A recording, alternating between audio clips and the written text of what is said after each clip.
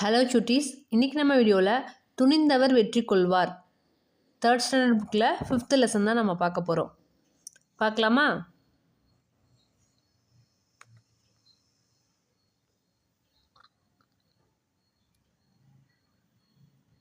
மூன்றாம் வகுப்பில் உள்ள மாணவர்களுக்கு அவர்களின் வகுப்பு ஆசிரியர் ஒரு போட்டியை அறிவித்தார்.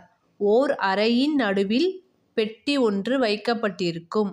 அந்த அறையினுள் சென்று பெட்டியினை தூக்கி வருபவரே வெற்றியாளர் என்பதே அப்போட்டியாகும். அனைத்து மாணவர்களும் ஆவலுடன் பெட்டி வைக்கப்பட்டிருந்த அறையினுள் சென்றனர். அறையின் நடுவில் வைக்கப்பட்டிருந்த பெட்டி அளவில் பெரியதாக இருந்தது. அதனை கண்டவுடன் மாணவர்கள் பலர் தங்களால் அப்பெட்டியினை தூக்க இயலாது என போட்டியிலிருந்து விலகிவிட்டனர்.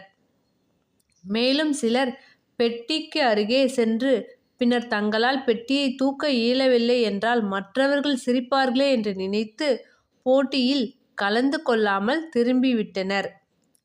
கவியரசி என்ற மாணவி மட்டும் முயற்சி செய்து பார்ப்போமே என்று எண்ணி பெட்டியினை நகர்த்திய போது பெட்டி எளிதாக நகர்ந்தது. உடனே அம்மாணவி பெட்டியினை எளிதாக தூக்கினாள்.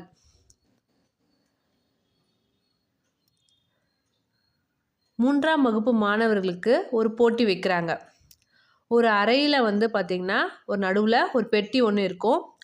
அந்த பெட்டி யார் ஃபஸ்ட்டு தூக்கிட்டு வராங்களோ அவங்களே வெற்றியாளர் அப்படின்னு சொல்லிட்டு ஒரு காம்படிஷன் டீச்சர் ஸ்டூடெண்ட்டுக்கு வைக்கிறாங்க. அந்த பெட்டியோட சைஸ் பார்த்திங்கன்னா ரொம்ப பெருசாக இருக்குது.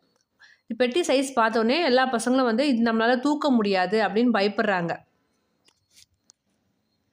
சில பேர் பெட்டியை இப்போ கிட்ட பார்த்துட்டு, ஐயோ நம்ம பெட்டியை தூக்கி நம்மளால் தூக்க முடியாமல் போயிடுச்சுன்னா என்ன பண்ணுறது, எல்லோரும் நம்மளை பார்த்து சிரிப்பாங்களே அப்படின்னு சொல்லிட்டு பின்வாங்கிடுறாங்க. ஆனால் கவியரசின்ற மாணவி மட்டும் நம்ம சும்மா ட்ரை பண்ணி பார்க்கலாம் அப்படின்னு சொல்லிட்டு பெட்டியை நகர்த்தி பார்க்குறாங்க. பெட்டி நகருது. அவங்க பெட்டியை உடனே தூக்கிட்டு வராங்க. பிற மாணவர்கள் அனைவரும் இதனை வியப்புடன் பார்த்தனர். பின்னர் தயக்கம் விலகி அனைவரும் ஓடிச்சென்று தாங்களும் பெட்டியினை தூக்கி பார்த்தனர். பெட்டி தூக்குவதற்கு சுலபமாக இருந்தது. ஆசிரியர் பிற மாணவர்களிடம் நீங்கள் ஏன் பெட்டியை தூக்க முன்வரவில்லை என்று கேட்டார்.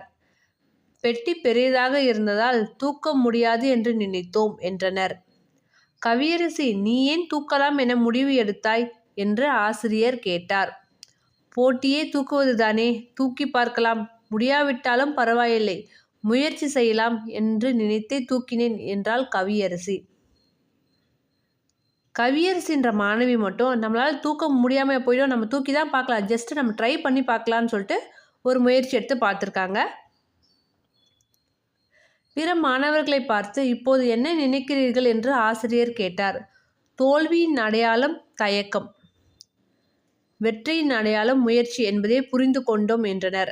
அடடா, அருமை, நாம் கவியரசிக்கு பரிசளித்து வாழ்த்தலாமே என்று ஆசிரியர் கூறியதும் வகுப்பறை முழுவதும் கைத்தட்டல் ஒலி கேட்டது.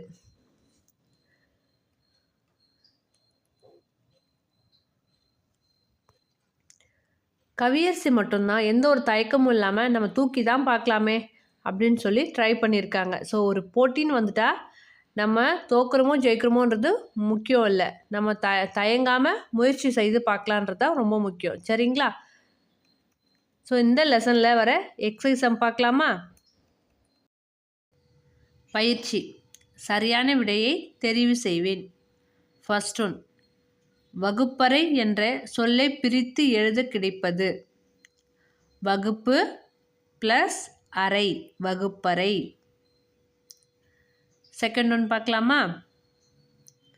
இயலவில்லை என்ற சொல் உணர்த்தும் பொருள். இயலவில்லைனா என்ன அர்த்தம்? முடியவில்லை. தேர்ட் ஒன், பெரிய என்ற சொல்லின் எதிர்ச்சொல். பெரிய அப்படின்றதுக்கு ஆப்போசிட் வேர்ட் சிறிய. ஃபோர்த் ஒன், வெற்றி என்ற சொல்லின் எதிர்ச்சொல். வெற்றினா அதுக்கு ஆப்போசிட் நம்ம என்ன சொல்லுவோம்? தோல்வி. 5th one, பரிசளித்து என்ற சொல்லை பிரித்து எழுத கிடைப்பது. பரிசு ப்ளஸ் அளித்து, பரிசளித்து. ஓகேவா சுட்டீஸ்?